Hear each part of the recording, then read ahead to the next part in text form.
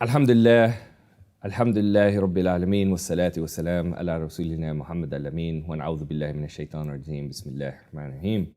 Welcome back to this series of lectures where we are discussing the traditional religious narrative within Islam as to its relationship between the state and religion. And we're looking in particular both at the traditional religious narrative and then the counter narrative as understood by Javed Ghamidi. And part of this series of lectures is to examine his ideas by actually just bringing them forth to an audience that is unable to access them in the primary language. There is, at times, occasion for raising certain critiques of it, and there's certainly some interesting critiques that have been written by others in Urdu.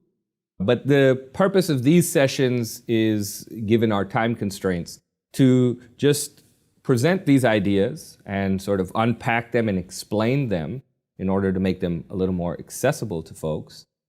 And then hopefully at some stage it can also lead to a discussion of some of the critiques, some of the responses to those, and sort of the robust debate that has existed with regard to it.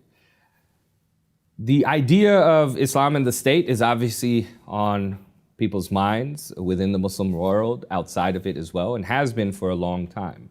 In the post-colonial period, this notion that the disruption that colonialism created within sort of Islamic history, and in some respects seen as the extinguishing of the traditional caliphate, the political structure that dominated Islamic civilization, that in the post-colonial period, there was a segment of the Muslim population, especially religious scholars and others with a particular devotion to religion, that sought out a way in which to restore the glory of that past.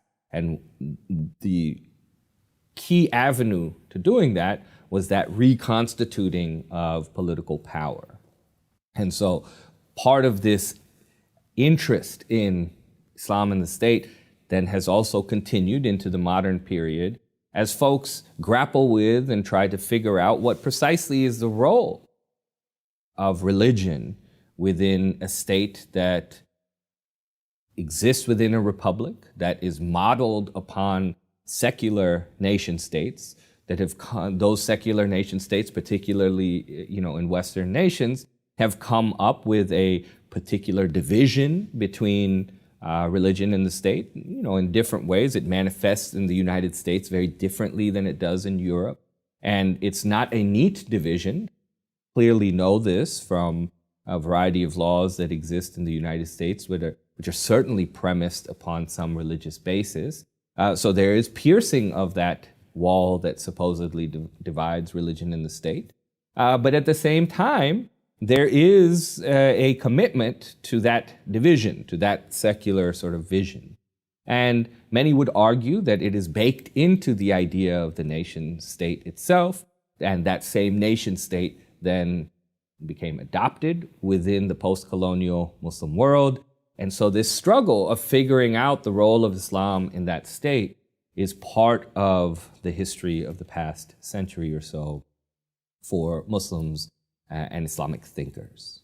Now, all that said, the series of lectures that we have been having, discussing sort of Javed Ghamdi's views on religion and the state and the traditional narrative in particular, which we just came to conclusion in the very previous lecture that I gave on this, that now we turn our attention to the fact that, okay, Ghamidi Sahib says, all right, he's presented the religious narrative that essentially dominates the discourse on this relationship between Islam and the state. And he's presented the key aspects of it. And he says, in part, it's necessary to show what this traditional narrative is in order to show that people don't just sacrifice themselves or go off to fight without some significant motivation.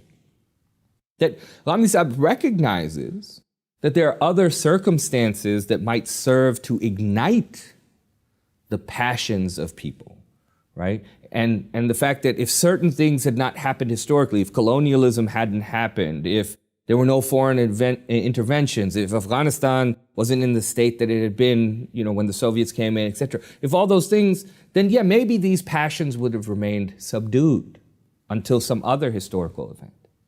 But the fact that those passions exist at all, and what crafts that passion, what is the narrative that crafts that passion? That for him, that is this traditional religious narrative that creates that mindset, that produces that passion and that motivation to pursue certain acts in the world. And so once we've established that and understood the importance of this narrative and the consequences of that narrative to things that we see maybe around us, then the question that Ghamidi Sahib raises, the key question he raises, is then you have to ask, is this narrative correct? Is this narrative correct? If it's correct, then there's obviously serious consequences that we are seeing emerge, and we will see emerge in the future. But if it's not correct, if it's incorrect, then we need a counter-narrative. In Ghamidi Sahib's views, there are just two options. There are two options if we want to approach this with a level of sincerity and honesty. The first option is that you either fully adopt the traditional narrative as it exists, and you let folks know what the consequences are or what the outcomes of adopting that narrative mean. Now, here are the salient key points, here are the objectives, here are the purposes, here is what that traditional narrative is seeking to eventually achieve. You make that clear.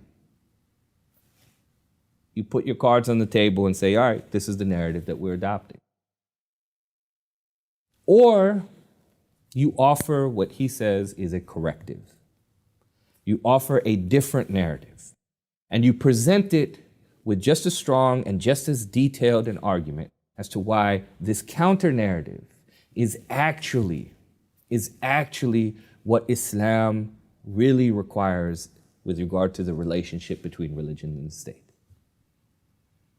You point out where the traditional narrative may have gone astray foundationally, and you offer an alternative to the way that this relationship should be interpreted and understood. Now, for his part, this is something that Javed Ghamidi has been engaged in for quite a long time. And he talks about this a bit in his lectures as well, not in full detail, but that you can see it in his works. Right? So he mentions, for instance, that he wrote an article on religious extremism a very long time ago, and he alluded to sort of some of these ideas around what the narrative is and what the counter-narrative would look like. And that article exists currently, or can be read currently, as part of a collection of his articles in a book known as the Maqamat, right, in Urdu language, right? But he brings forth some of these ideas. And he actually shows how other thinkers have also presented the idea of a counter-narrative, right?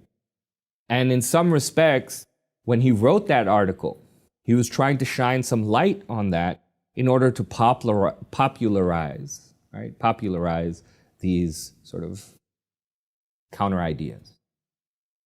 Subsequently, if we fast forward, it's part of his work in some respects or the other. It's sort of, you see it in full detail in Meezan, the book that he wrote, which I'll talk about a little bit as well. But in early 2015, and potentially a little prior, but he ends up publishing an article in two Pakistani newspapers, pretty much at the same time.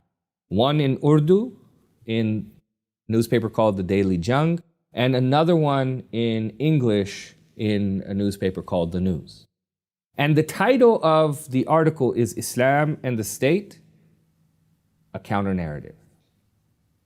And there, in sort of short form, because obviously it's a newspaper article, he explains his key points within the counter-narrative, right? From the title of the article itself, it's evident and clear that in his view, in the view of Javed Ghamidi, the traditional religious narrative on the relationship between religion and the state is incorrect. It's wrong. And that he sort of rejects that as a proper understanding of Islam's relationship with the state.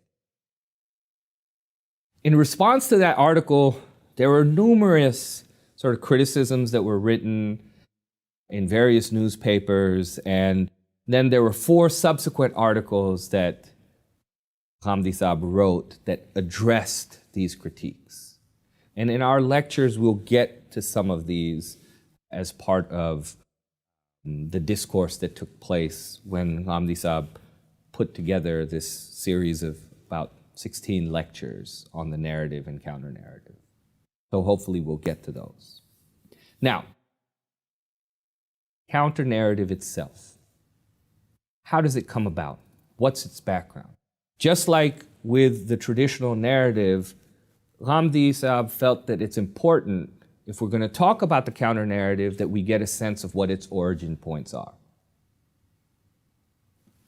We got a sense of what the origin points are for the traditional narrative, who the main players are, who the shapers of thought are, and what the key salient points are.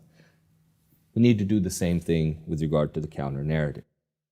For the traditional narrative, he spoke about 4 key figures. He spoke about Imam al-Ghazali, he spoke about Ibn Taymiyyah, he spoke about Shah Waliullah, and he spoke about Maulana Maududi as the key sort of influencers with regard to the sort of narrative itself, the traditional narrative, and really the ones who bring forth this holistic vision of the faith, and in that process bring forth as well their agreed upon, their convergence on what this relationship between Islam and the state should be. There are other people, obviously, he recognizes as having played a role. He talks about the poet Muhammad Iqbal playing a role in terms of giving life and spirit to some of these ideas through his poetry, which was hugely impactful as well. He talks about other individuals, particularly in the Indian subcontinent, who had sort of influence with regard to these ideas. But these 4 are the key sort of players. But then he says, just like he noted that there are 4 individuals in the Islamic past who considers as not specialists in any particular area, but really putting forward a holistic vision with regard to the faith. He said there's also a 5th person. There's a 5th person. And this person is not really known to many lay people, but was known to certainly scholars in his time, and has ended up having an influence in shaping certain ways in which people think. And his name was Hamiduddin Farahi. Scholars know him, particularly in the Indian subcontinent, but he introduced a new idea into the frame. He essentially offered, as a starting point, that the Quran itself had not been properly approached or understood. Among those ideas was the idea that the operating assumption that was dominant among Muslims was that, in essence, the Quran was a series of directives, but it didn't really have internal structure or coherence. They approached it as a series of declarations from the Almighty, but really didn't view the Quran as having an interconnectedness in its verses. For Hamiduddin Farahi, this was not how he understood the Quran. As a scholar of deep erudition, as a scholar who was respected for his insights, particularly on the Quran and beyond, when he, in reading the Quran and reciting it as someone who had memorized it, he would notice that structure, that coherence. And so the Quran became his entire focus. And in the process, he put forward a new way of approaching the Quran as a whole. Now, obviously, in order to sort of understand where Ghamidi fits in here, we need to know his connection to Farahi. So Javed Ghamidi recalls being introduced to Farahi's thought, and he's mentions in different places, but recalls being introduced that during his sort of college days, at one point he was perusing the library and he came across a book that had a really fascinating title.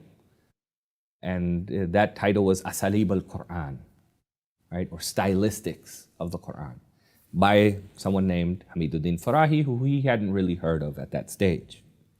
And he recalls the fact that it's not a terribly long book, but it was so captivating to it that he just read it in one go. As he stood there in the library stacks and just went through it. That it was so captivating, that it was introducing so many new things and new ideas. And around the same time, and as a result, I think of some things mentioned within the person who had put that sort of book together for Imam Farahi, because the book itself really, and we'll talk about this a bit, but it's really sort of a collection of his notes on this topic that one of his students put together.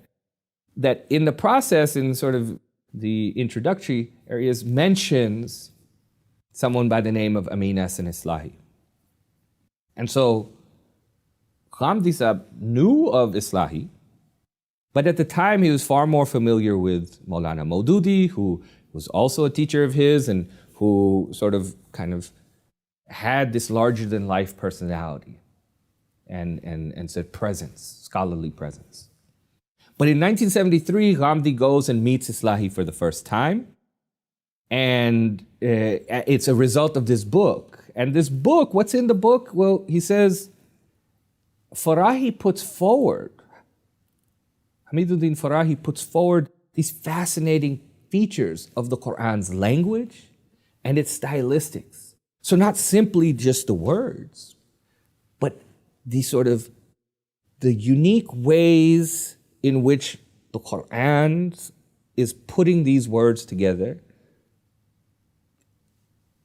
in sentences, in paragraphs, in a variety of different ways that reveal some of its stylistic features.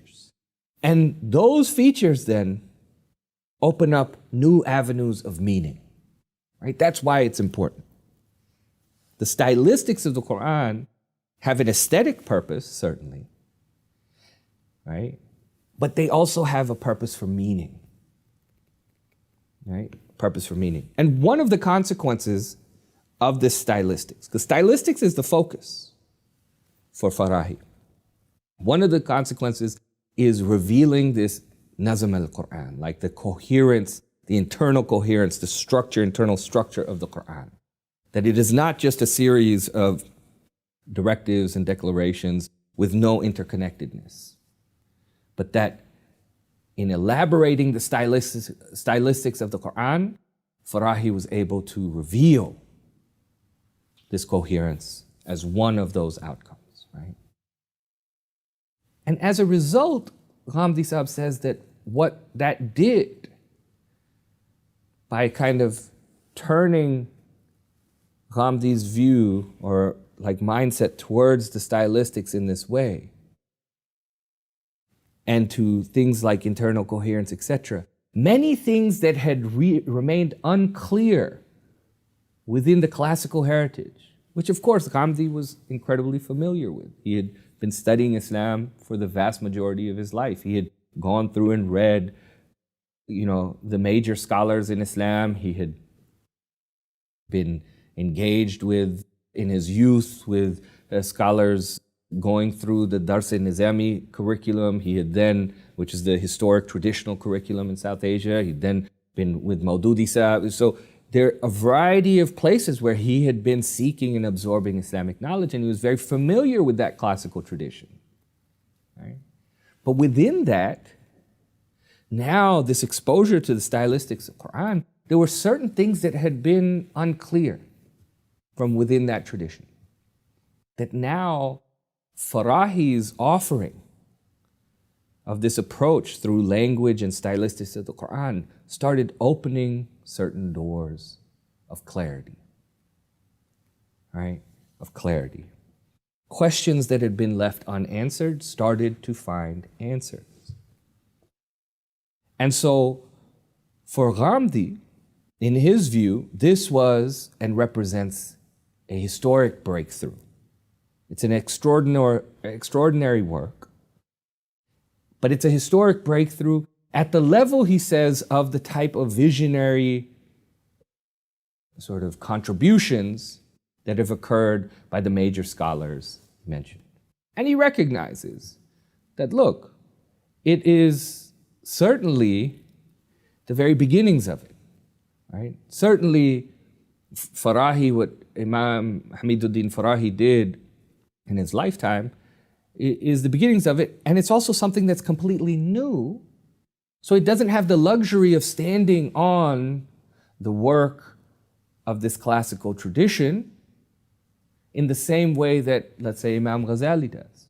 Imam Ghazali presents a lot of new things, but he's standing on the shoulders of an entire tradition where people have been introducing things. Now, it's not that Imam Farahi does not stand on tradition, certainly he does, but what he was representing was a very different way in which to approach it. And he's really taking the first steps in that regard. So Ghamidi Sahib says that it takes time then for these type of ideas to marinate and then fully emerge. You plant them, you cultivate them, and they eventually start growing into something. All right? Okay. So when you're creating this new world, it takes a little time, especially when it's departing from a traditional way of viewing things, of thinking about things. When you're basically saying, yes, that's a traditional way of viewing things, but in fact, we actually need to look at it in this way. Still sort of coming out of the tradition. Imam Farahi he's not bringing Western philosophy and applying it to Islam. He's not talking about modern methodologies and putting it in. No, he's talking purely about a focal point of the Quran, its language, its stylistics. Right? Within that tradition, we've talked already about the traditional narrative making the historical record the focal point. So what Imam Farahi is doing, saying, no, actually, I think there's more to be gained if we look over here at the Quran, its language, its stylistics, and what types of meaning that opens up for us. And the Quran had really not been looked at in that way before. There'd certainly been people and scholars who'd looked at ideas around nazm and coherence, at ideas around stylistic, even, if you will, Harith bin al-Muhasibi has a chapter in his book, Fahm al-Quran, called Asalib al-Quran. But the discussion of asalib there is very different. It's not talking about stylistics in the way that Imam Farahi does. It's not opening these new worlds. It's really just different type of discussion of balagha and eloquence within the Quran, for those who are familiar with the scholarly tradition. So what happens? Imam Farahi ends up writing notes and ideas down in a variety of ways, and during his lifetime, there are only a few books that he actually ends up getting to completion. Aqsam al-Quran, for instance, division in the Quran, is one of them, but Other books that subsequently get published, Nazm al-Quran, Mufradat al-Quran, Asalib al-Quran, are really his students who take these notes and like put them together in some coherent fashion. All of his writing is in Arabic for the most part. He has a few things in Urdu, but he was a scholar who wrote in Arabic, as was the way of scholars of his time and prior. That was the tradition in the Muslim world. There are numerous book projects that he has, that he alludes to, but unfortunately, he died at a very young age. There was an unsuccessful operation for illness that he had, and he subsequently, unfortunately, passed away. But he was hugely influential in his lifetime as well. He gained a tremendous reputation in scholarly circles. In fact, even someone like Rashid Rida wrote an obituary for him. And one of Imam Farahi's works is Aqsam al-Quran, was actually something that Rida published in the Arab world. Right? So there's a huge influence that he had. Shibli Nomani, who also critiques Farahi, considers him one of his students as well, but was hugely respectful and had a huge reverence for Imam Farahi. Even someone like Maulana Maududi, who in Maududi's, Ghamidi Sahib notes that in Maududi's tafsir of Surah Fil, that Maududi includes within that a note about Imam Farahi, which wasn't really Maududi Sahib's way. He didn't really mention specific people by name, but mentions Farahi and speaks of him in very positive sort of ways as a great scholar, but then provides also a critique of Farahi's understanding of Surah Fil. Right? So Farahi, particularly within scholarly circles in the Indian subcontinent, but obviously even beyond, as we've noted, some folks in Egypt as well, major scholars in Egypt, all had a reverence for him and of his knowledge. So he makes this major scholarly breakthrough, but unfortunately doesn't live long enough to go through a process of elaborating it in full. He doesn't write a full commentary on the Quran, but he leaves many indications of what his views are on a number of issues. And while he wanted certain folks to be students of his, like Abu Kalam Azad, etc., to carry on his legacy, those folks moved more towards politics. And so towards the end of his life, he does end up identifying somebody who can potentially carry on his intellectual legacy. And that person is Amin Islahi, who eventually becomes the primary teacher of Javed Ahmed Ghamidi. And the interesting thing with Islahi is Islahi got that name Islahi because he studied at Madrasatul Islah. So you see Islahi as sort of that final name for many people around the world who've come through that madrasa. So the occasion, as Islahi Sahib describes in one of his works, is that Imam Farahi approached him and said, at that stage, Islahi Sahib was moving towards doing more journal editing and things like that, and maybe he was going down that journalism route. And Farahi asked him, are you going to become a journal editor, or are you planning to study the Quran with me? And in response, Islahi Sahib says, what is editing when I can study with you? And that's where that relationship begins. And it's actually an intense 5-year period towards the end of Farahi Sahib's life where they end up being connected together. So that is where the sort of foundations with regard to the counter-narrative are going to emerge. And the key thing within that for Ghamidi Sahib is this idea of the Quran as a focal point, and the historical record not a focal point in that way. That the Quran's language and its stylistics, that those need to be centered. And when you do that, then certain other understandings come forward. And that's where we'll pick up next time. وقولي قولي هذا واستغفر الله لي ولكم وسائر المسلمين والحمد لله رب العالمين.